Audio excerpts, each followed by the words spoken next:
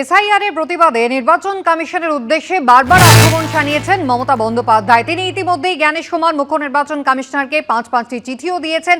আর এবার তিনি একেবারে সাংবাদিকদের মুখোমুখি হয়ে বলছেন যে দিল্লিতে বসে নাম বাদে ষড়যন্ত্র করছে নির্বাচন কমিশন।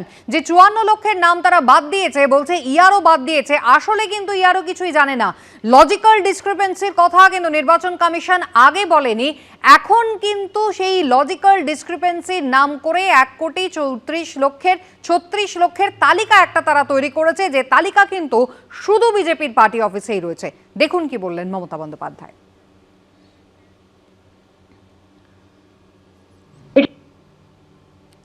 এটা ইলেকশন কমিশনের সবচেয়ে বড় ব্লান্ডার। ভাবছেন ব্ল্যাক গেম আর ব্ল্যাক ম্যাজিক করে টোটাল মানুষদের গণতান্ত্রিক অধিকার কেড়ে নেবে। জঘন্য ষড়যন্ত্র। জেনুইন ভোটারদের নাম বাদ দিয়েছে, আগে 54 লক্ষ ভোটারের নাম আগেই ডিলিট করে দিয়েছে, এবং সেটা দিল্লি থেকে এআই থেকে করেছে, সিইও অফিসে বসে। বলছে ইয়ারও নাকি বাদ দিয়েছে, কোনো ইয়ারও এটা জানে না। এবার লজিক্যাল ডিসক্রিপেন্সি, এটা কিন্তু কোনো এসআইআর এ ছিল না, এটা নতুন করে দলদাসদের মাথা থেকে বেরিয়েছে। তারা লজিস্টিক্যাল ডিসক্রিপেন্সির নামে আরো 1,33 লক্ষ থেকে 36 লক্ষ নামের তালিকা করেছেন, যে তালিকা আমাদের কারো কাছে নেই, কোনো পার্টিকে দেয়নি, নিজেরা বিজেপি পার্টি অফিসে ধরে রেখে দিয়েছে। নির্বাচন কমিশনের বিরুদ্ধে অভিযোগ করে মমতা বন্দ্যোপাধ্যায় আরো বলেছেন, বেছে বেছে মহিলাদের নাম কাটা হচ্ছে। হরিয়ানা, মহারাষ্ট্র এবং বিহারেও একইভাবে বৈধ ভোটারদের বাদ দিয়ে ভোট করানো হয়েছে, এমনটাই অভিযোগ করছেন মমতা বন্দ্যোপাধ্যায়। গত কয়েকটা নির্বাচনে তৃণমূলের জয় অত্যন্ত গুরুত্বপূর্ণ ভূমিকা নিয়েছে মহিলারা, আর সেই প্রেক্ষিতে মমতা বন্দ্যোপাধ্যায়ের এই অভিযোগ আলাদা গুরুত্ব পাচ্ছে রাজনৈতিক মহলে। মহিলাদের টার্গেট করা হয়েছে, যে মহিলারা বিয়ে করে শ্বশুর বাড়ি গেছে। সেম জিনিস হয়েছিল মহারাষ্ট্রে, ধরতে পারেনি কেউ। হরিয়ানা ধরতে পারেনি কেউ, বিহারে ধরতে পারেনি কেউ। এবং যখন ধরা পড়েছিল ফাইনাল লিস্ট বেরোনোর পর, তখন কিন্তু আর কোনো জাস্টিস পাওয়া যায়নি। তার কারণ ফাইনাল লিস্ট হয়ে গিয়ে সঙ্গে সঙ্গে নোটিফিকেশন জারি করে দিয়েছিল ইলেকশন কমিশন ইলেকশনে। এখানেও এটাই এদের প্ল্যান আছে। মাইক্রো অবজারভার বসে আছে কিছু গদ্দার আর কিছু বিজেপির দালাল দলদাস। মমতা বন্দ্যোপাধ্যায়ের অভিযোগের পাল্টা জবাব দিয়েছে বিজেপি। মানে আপনি বিশ্বাস করেন 15 বছরের একজনের তিন সন্তানের পিতা হতে পারেন, যার এখন এই মুহূর্তে বয়স 15? বাবা থাকেন উত্তর 24 পরগনায়, আর তার 10 পুত্র সন্তান বসবাস করছেন মুর্শিদাবাদে। এটা যদি লজিক্যাল ডিসক্রিপেন্সি না হয়, তাহলে কোনটা হবে?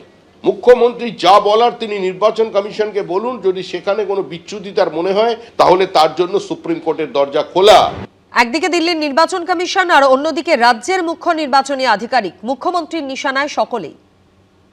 এখানকার যিনি ভুড়িওয়ালা, নাম বলতে আমার ঘৃণা লাগে, তিনি একটা বলেছেন 3টে ক্লেম জমা পড়েছে। সত্যিই কি তাই? হাজার হাজার অসহায় মানুষকে 4 ঘন্টা, 6 ঘন্টা, 8 ঘন্টা ধরে বসিয়ে রাখছেন। যদি আপনি ডিসক্লোজই না করেন যে কাদের নাম বাদ গেল, তারা জানবে কি করে? বিনা কারণ দর্শানোর সুযোগ দিয়ে বেআইনিভাবে, অনৈতিকভাবে বাদ দেওয়া হয়েছে। আর মমতা বন্দ্যোপাধ্যায়ের এই আক্রমণেরও জবাব দিয়েছেন রাজ্য বিজেপি সভাপতি শ্রমিক ভট্টাচার্য। তৃণমূল কংগ্রেসের মতো অমানবিক, তৃণমূল কংগ্রেসের মতো প্রতিহিংসা পরায়ণ, তৃণমূলের কংগ্রেসের মতো বিভাজন, তৃণমূল কংগ্রেসের মতো অসহিষ্ণু কোনো সরকার এই মুহূর্তে ভারতবর্ষে নেই। যাদের জন্য আন্দোলন করছেন তাদের মঞ্চে দাঁড় করিয়ে রাখছেন, তারাই এবার মঞ্চে নেমে বলছেন ভাতা পাচ্ছি না, ঘর পাচ্ছি না। এটাই পশ্চিমবঙ্গের সার্বিক চিত্র।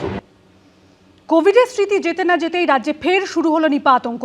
একজন মহিলা এবং একজন পুরুষ নার্স নিপায় আক্রান্ত হয়েছেন, যদিও এ নিয়ে আতঙ্কে না ভোগারই পরামর্শ দিচ্ছেন চিকিৎসকদের একাংশ।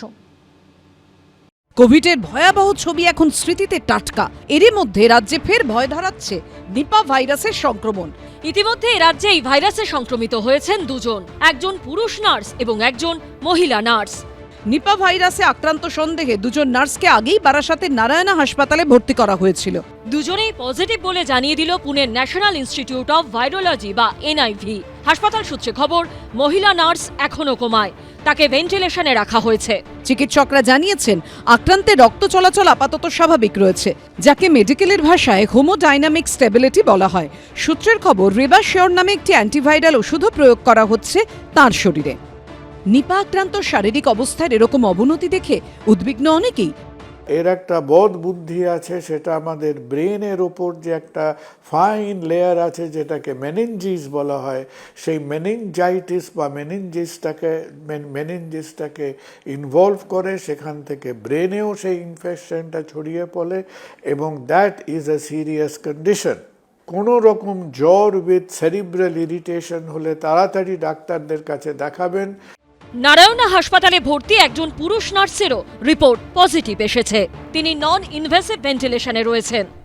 যখন আসি আমরা ওই করছি একটু মানে ঘুমিয়েছিল কি খাবার দিয়েছে খেয়ে দিয়ে, তারপরে আমরা যখন যাই ডাব খাওয়াচ্ছে, তারপর বলে তোর বাবা মা আসছে, দেখ প্রচুর ঘুমা রে।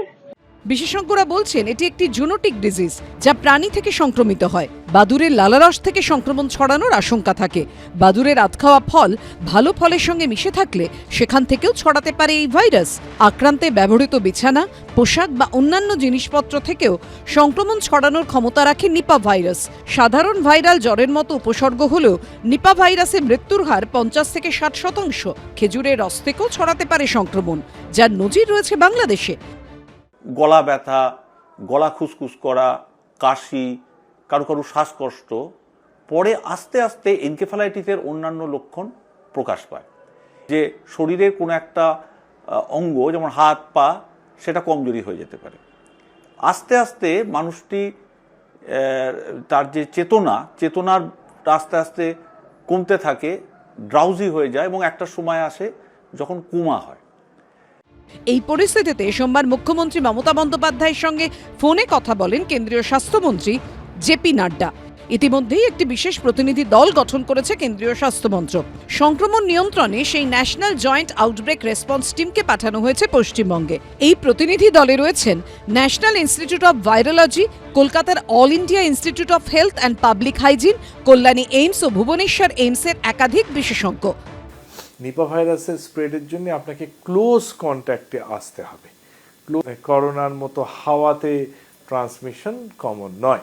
যেহেতু ট্রান্সমিসিবিলিটিটা অত হাই নয়, সেহেতু এই মুহূর্তে কন্ট্যাক্ট ট্রেসিং, আইসোলেশন এটা সবচেয়ে ইম্পর্টেন্ট টুল। বিকজ যাদের হয়েছে তাদেরকে যদি ভালোভাবে আইসোলেট করে রাখা যায়, তাহলে কিন্তু স্প্রেডটা সহজেই কমানো সম্ভব। যারা নিপা ভাইরাসে আক্রান্ত হয় তাদের মৃত্যু হার প্রচন্ড বেশি, অ্যাভারেজ 40 থেকে 100%। তাহলে সেটা তো ভীষণ ভয়। এবার এটা ট্রান্সমিশন কি করে হয়, আমি বাংলার ক্ষেত্রেই বলি। বাদুড়রা থাকে, বাদুড়ের লালার রস থেকে এই ট্রান্সমিশনটা হয়।